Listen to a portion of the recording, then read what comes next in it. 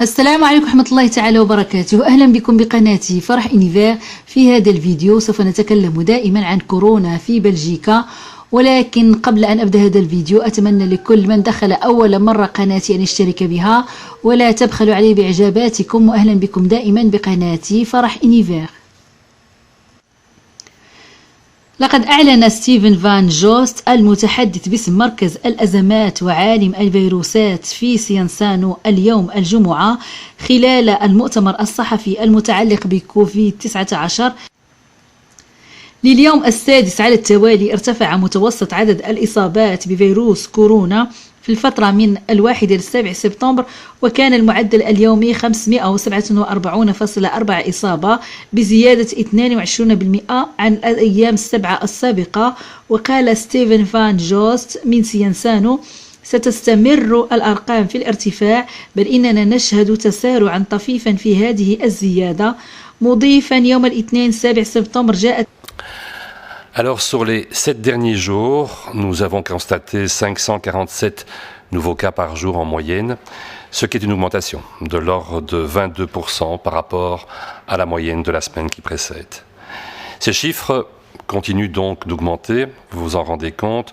On peut même dire qu'il y a actuellement une augmentation, une accélération modérée de cette hausse. Par exemple, lundi 7 septembre, le dernier jour pour lequel nous disposons de chiffres consolidés, totalement fiables, la moyenne a été, le nombre de tests positifs a été de 847.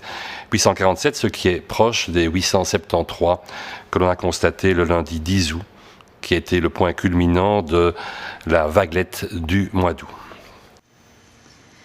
يوم الاثنين سبتمبر جاءت نتيجة فحص 847 شخص إيجابية، وهو ما يقترب من 873 حالة التي حددناها يوم الاثنين 10 أغسطس، والتي كانت أثناء ذروة أغسطس. ومن جهته قال إيف فالاتم: تتوافق هذه الزيادة مع العودة من العطلة الصيفية وبداية العام الدراسي واستئناف الاتصالات الاجتماعية للأشخاص الذين يعودون إلى شركاتهم، لذلك يجب أن نكون حريصين على ألا تنتقل هذه الزيادة إلى أناس أكثر هشاشة، وبالتالي من الضروري اتخاذ أقصى قدر من الاحتياطات عند التردد عليها. هذا كله نراه بهذه الندوة الصحفية التي عقدها فريق الخاص بكوفيد 19 هذا اليوم. Cette augmentation correspond à différentes situations. Elle correspond bien sûr au retour des vacances d'été. Elle correspond au début de l'année scolaire, à la reprise des contacts sociaux au sein des personnes qui reviennent dans leur entreprise. Actuellement, la valeur du nombre de reproductions du virus, ce fameux RT que vous avez appris à connaître, est de 1,25. C'est donc une modeste augmentation, mais c'est une augmentation. Et donc il est important de rester vigilant pour que ce chiffre ne s'emballe pas. Il faut par ailleurs constater que nous avons nettement augmenté le nombre de tests qui est réalisé. Il est actuellement pour les derniers jours de l'ordre de 25 000 à 30 000 tests par jour, ce qui est plus encore que les 20 000 tests que nous avions au courant du mois d'août, nettement plus que ce qu'on pouvait pratiquer bien sûr durant une partie de la première vague. Ceci nous conduit actuellement à un taux de positivité qui est heureusement stable, de l'ordre de 2,7% des tests. Cela signifie donc que nous n'avons pas une explosion de la présence du virus dans la société, mais qu'essentiellement nous diagnostiquerons plus de cas en faisant effectivement plus de tests. Ceci correspond en partie, par exemple, au retour des vacanciers, puisque on sait qu'au 31 août, on a eu le pic de retour des vacances d'été, avec dans les jours qui ont suivi un nombre de tests pour les personnes qui revenaient de zones rouges. Cette fois, on a de nettes différences. De nettes différences que vous voyez dans la carte actuellement entre l'ouest et l'est du pays. Les plus fortes hausses sont présentes dans la partie ouest du pays, comme vous le voyez, essentiellement d'ailleurs en Flandre occidentale, mais également dans 2 provinces wallonnes comme le Hainaut et comme le Brabant wallon. À l'Est, par contre, actuellement, on observe une certaine stabilisation ou même, dans certains cas, une diminution du nombre en l'occurrence. Nous observons toujours le plus grand nombre de cas dans la région de Bruxelles-Capitale, en tout cas en nombre absolu. Actuellement, malheureusement, il y a 140 nouvelles infections en moyenne par jour durant la dernière semaine, ce qui est une augmentation de 20% par rapport à la semaine qui a précédé. Il faut savoir que la région de Bruxelles-Capitale est aussi celle qui pratique pour l'instant le plus grand nombre de tests. On arrive à un chiffre assez impressionnant de 18 tests par 1000 habitants. Ça explique bien sûr partiellement le fait que l'on attrape ainsi un nombre important de gens qui sont positifs. Dans la région de Bruxelles-Capitale, on a un taux de positivité qui est 2 fois le taux de positivité que l'on a en Belgique. On a de l'ordre de 5%. Cela dénote donc très clairement qu'il y a aussi une circulation plus importante dans cette région que dans d'autres régions. Anvers, comme depuis un certain temps, est en deuxième position parmi le plus grand nombre de cas, 106 la semaine dernière, ce qui est de nouveau une augmentation de proche de 30% par rapport à la semaine qui précède. وقد أعلن للCPAS التابع لبلدية فوغي يعني مركز المساعدة الاجتماعية التابع لبلدية فوغي بأنه سوف يمنح جميع الأسر المسجلة في للCPAS التابع لبلدية فوغي مساعدة ابتداء من 100 أورو لكل طفل، أي تعطى 100 أورو للأطفال المسجلين في الأول والثاني حضانة، وابتداء من الثالث حضانة إلى غاية السادس ثانوي سوف يعطوا لكل طفل 150 أورو. هذه المعونات تعطى الأطفال بداية من سن الثالثة حتى 18 من عمرهم، ولكن بالنسبة للأسر المنخرطة في الCPAS التابع لبلدية فوغي هذه المساعدة تكون كمساعدة للدخول المدرسي، مساعدة هذه الأسر على مواجهة متطلبات الدخول المدرسي، هذا ما أعلنه الCPAS. وسوف تعطى هذه المساعدة مباشرة دون دفع أي طلب، وسوف تعطى للأسر المنخرطة في الCPAS لبلدية فوغي ابتداء من الأسابيع القادمة. هذا ما أعلنه مركز الخدمات الاجتماعية للCPAS لبلدية فوغي. بالنسبة لهذا الدخول المدرسي، فبالنسبة للوجبات التي يأكلها الأطفال في المدرسة، فبالنسبة للذين يحضرون معهم وجباتهم من المنزل فكلها تكون وجبات باردة، فالآخرون يأكلونها في قاعات الدراسة يعني في قسم الذي درسوا به بعد تنظيف الطاولات التي درسوا عليها. والذين لا يحضرون معهم وجباتهم من المنزل يمكن أن يذهبوا إلى ما يسمى بالكونتين يعني المقصف لأخذ وجباتهم، وكل هذه الوجبات تكون على شكل وجبات باردة لم تعد من الوجبات الساخنة كما كان في السابق، تفاديا لأي عدوى بهذا الفيروس. كل هذا سوف نرى بالتفصيل من مدرسة تقع في منطقة شارلوروا كيف يمكن تنظيم هذه الوجبات داخل هذه المدرسة. كل هذا سنراه في هذا الفيديو. Vu la situation, il a fallu s'adapter et mettre en place toute une série de nouvelles règles. Exemple, à la cantine. Cela a des conséquences sur le personnel et sur les élèves. Nous allons rejoindre Alexis Gonzalez dans un établissement de Charleroi. Alors désormais, dans cette école, les enfants prennent le repas en classe. Oui, ici à l'Institut Saint-Joseph à Charleroi, vous le voyez, la classe s'est transformée en cantine, en petite cantine, puisque les enfants mangent désormais l'un à côté de l'autre. Tout ça, bien sûr, pour respecter la bulle, pour pouvoir enlever le masque, qui est obligatoire au sein de la cantine même, qui se trouve un petit peu plus bas que ces classes ici.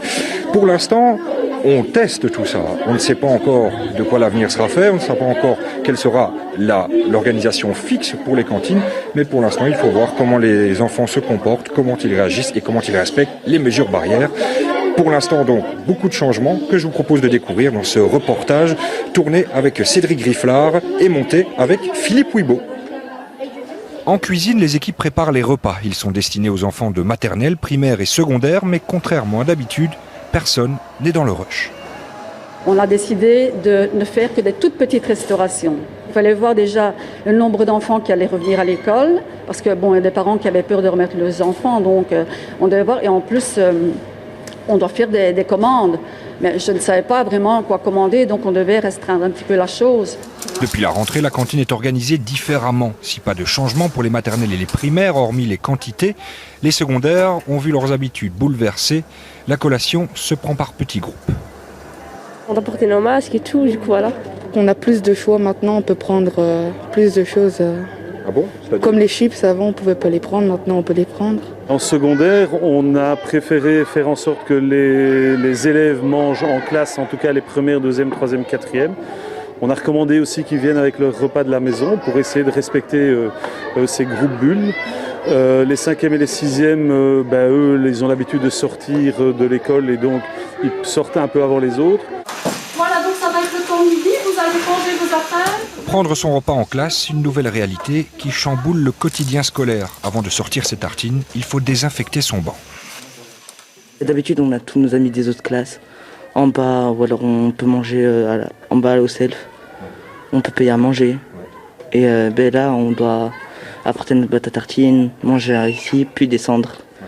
Et on descend un peu plus tard que d'habitude. Et on peut parler quand même, ce qui est bien, mais ça nous rétrécit un peu notre temps de midi. Et pour ceux qui n'ont pas leur repas, ils peuvent se rendre à la cantine tout en restant dans leur bulle. وقد أعلم بأن بالنسبة لمطار زافنطم ببلجيكا سوف يصبح به مركز للاختبارات الخاص بفيروس كورونا، وبداية سوف يبدأون بكل من عاد من منطقة حمراء سوف يخضع لهذا الاختبار الخاص بالPCR ليروا إذا كان أصيب بهذا المرض أو لا، وسوف يحصل على النتيجة بعد عدة ساعات. أما بالنسبة للأشخاص الذين يكونون ذاهبون للمناطق حمراء فلا يمكنهم ابتداء من يوم الاثنين عمل الاختبارات داخل المطار، لأن هذا المركز ما زال في طور الاختبار، وهو سوف يبدأ في المرحلة الأولى بعمل الاختبارات فقط للأشخاص العائدين إلى بلجيكا من مناطق حمراء. هذا ما أعلن عنه، وسوف يبدأ عمل هذا المركز الخاص باختبارات الPCR يوم الاثنين القادم. فبالإضافة إلى العديد من المناطق التي صنفت في المنطقة الحمراء من طرف وزارة الخارجية البلجيكية، أصبح الآن أيضا يمنع السفر إلى ما يسمى بديزني لاند، مدينة الألعاب المتواجدة في العاصمة الفرنسية باريس. وهذا حسب ما صرحت به وزارة الخارجية البلجيكية. وبما أن هذه المنطقة ديزني لاند أصبحت في المنطقة الحمراء فهو يمنع على البلجيكيين السفر إليها في إطار السياحة. هذا ما نراه بالتفصيل بهذا الفيديو. La France de plus en plus rouge, et la carte nous permet d'ailleurs de visualiser la situation en un coup d'œil. Une douzaine de nouveaux départements passent de l'orange au rouge, dont celui de la Seine-et-Marne où se situe Disneyland Paris et où nous rejoignons immédiatement Adeline Percept. Cela signifie donc que les Belges ne peuvent plus s'y rendre. Effectivement, cette décision du ministère des Affaires étrangères, ces décisions de passer les départements en zone rouge font grincer pas mal de dents ici parmi les Belges de France pour les conséquences que ça peut avoir. Alors ici, nous sommes juste devant le parking de Disneyland Paris et je ne vous cache pas que l'ambiance est assez triste. Évidemment, le public belge est très important pour le parc, mais aussi depuis la mi-juillet, depuis que le parc a réouvert, la fréquentation est en berne, 3 fois moins de visiteurs qu'à l'accoutumée en été. Alors la bonne nouvelle, c'est que si vous avez réservé, vous pouvez vous faire rembourser dans les 7 prochains jours. Si vous aviez réservé via Disneyland Paris, vous pouvez aussi décaler votre visite sans problème et toutes les informations sont déjà sur le site internet du parc. Ici en France, on sait que ces dernières 24 heures, il y a plus de 8500 nouveaux cas de coronavirus. Ces chiffres vont être réactualisés en début d'après-midi. Mais d'ores et déjà, le président Emmanuel Macron a annoncé que de nouvelles décisions seraient prises dès demain. Merci pour ces informations en direct, Adeline. Et d'ailleurs, si vous voulez savoir très précisément où vous pouvez encore voyager en France et ailleurs en Europe, eh bien, une carte interactive est à votre disposition sur notre site info.rtbf.be. وفي نهاية الفيديو أتمنى لكم الصحة والعافية وأهلا بكم دائما بقناتي فرح إنيفير.